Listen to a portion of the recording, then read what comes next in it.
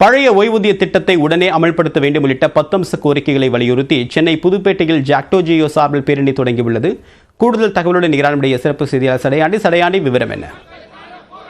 தேவப்பிரியன், அரசு ஆசிரியர்கள், அரசு ஊழியர்கள் இணைந்து ஜாக்டோ ஜியோ அமைப்பானது தற்பொழுது பழைய ஓய்வூதிய திட்டத்தை உடனடியாக அமல்படுத்த வேண்டும், 10,000க்கும் மேற்பட்ட காலி பணியிடங்கள் நிரப்பப்பட வேண்டும் உள்ளிட்ட 10 அம்ச கோரிக்கையை வலியுறுத்தி புதுப்பேட்டையிலிருந்து எழும்பூர் ரமணா ஹோட்டல் வரை பேரணியானது நடைபெற்று வருகிறது. இது சென்னையில் மட்டுமல்ல, தமிழ்நாட்டில் இருக்கக்கூடிய அனைத்து மாவட்டங்களிலும் நடத்தப்பட்டு வருகின்றன.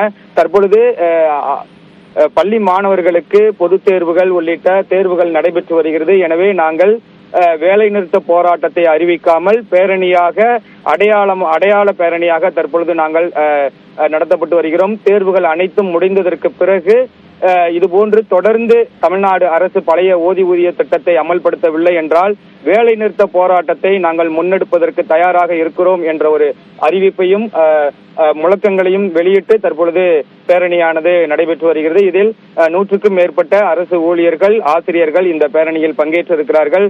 பாதுகாப்பிற்காக கிட்டத்தட்ட 100க்கும் மேற்பட்ட காவலர்களும் பாதுகாப்பு பணியில் ஈடுபடுத்தப்பட்டிருக்கிறார்கள்.